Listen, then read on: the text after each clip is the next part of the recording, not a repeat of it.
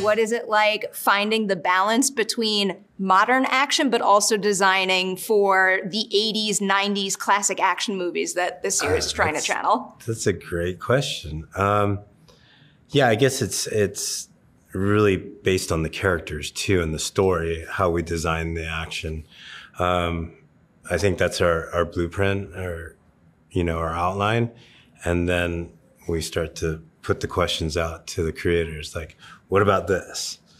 What about this? And they're like, oh, and then they start to expound on it. And we create a sequence that nobody would have come up on their own, but we've collaborated to create something unique and special. And I think this show highlighted that a lot with our sequences. So I know there are guys who like to take big swings, especially with this series, and not hold back. Was there any idea in that respect that you pitched to them? You thought they were going to say, no, that's too much, but it's now in the final version of the show? No, I mean, everything they threw, I knew the elevator sequence was going to be a difficult one and time consuming. And with production, everyone's in full swing, so it's hard to get everyone's undivided attention.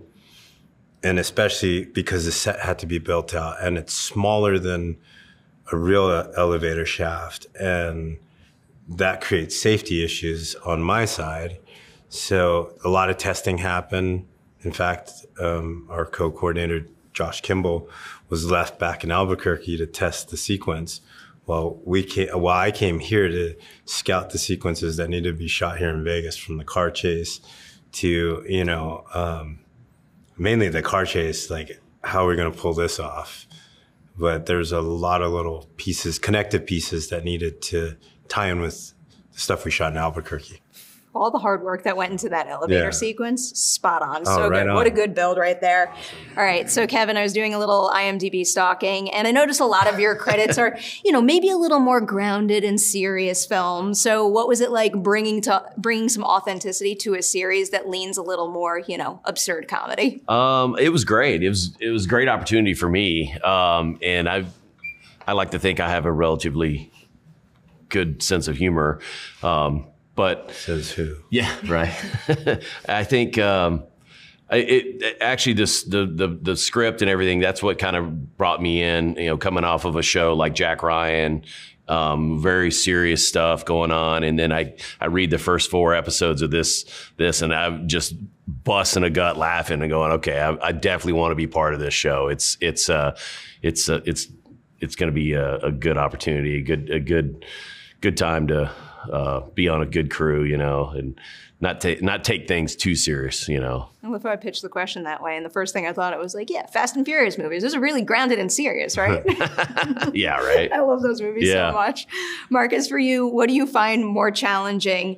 Doing stunt coordination for an actor playing a character who's actually an expert and knows what they're doing, or for an actor playing a character who is undertrained and or drunk or high? Hey. Because then they think they know it all. That's fair. And then they won't be able to adapt and change.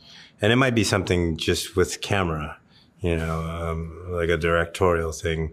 Like, hey, you need to turn this way. Well, I wouldn't be that in the real situation. So they think they know more than they actually know. And that limits them as far as making them look actually better than what they should be doing, what they are.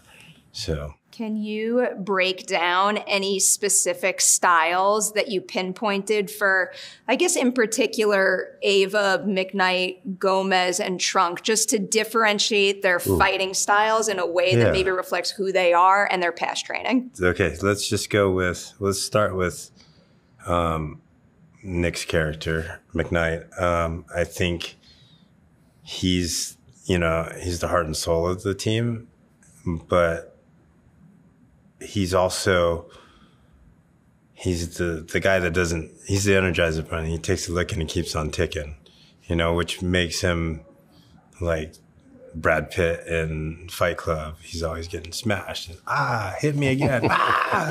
So, I think Nick's created his own character, whether it's kind of based off of that or not, but for the series, that actually is a real juxtaposition with the other people like Trunk, which is, you know, brutal and just, you know, picking guys up and slamming guys. And with the girls, we try to create, you know, with and her character is this Russian spy, but she can't give it away that she is. And then when her and Shelley go at it at the end, you know, like, I just want to make that a fun chick fight, you know, on the top of a hotel. Great success with that. Oh, like awesome. Yet another one that just stands out big time. We had a lot of limitations with that fight too.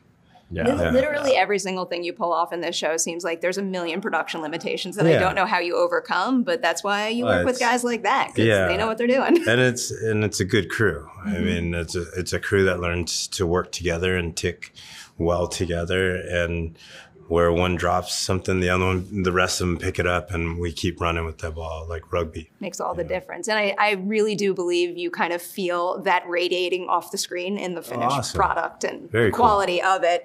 All right, Kevin, what is something that happens in this show that might make someone else out there think, like, there's no way that that's realistic. It can't happen that way, but it's actually really authentic to how a mission like this might unfold? I mean, realistically, it's like Murphy's Law. I mean, for us, anytime we're going downrange doing something, like, you always have to plan for Murphy's Law. Like, man, if ever there's going to be something that's going to be screwed up and go wrong, or if it can go wrong, it's going to go wrong. So in, you know, many scenarios there, you have to plan for that, for these weird things that pop up, you know, the freaking helo crashes, you know, it's like ridiculous.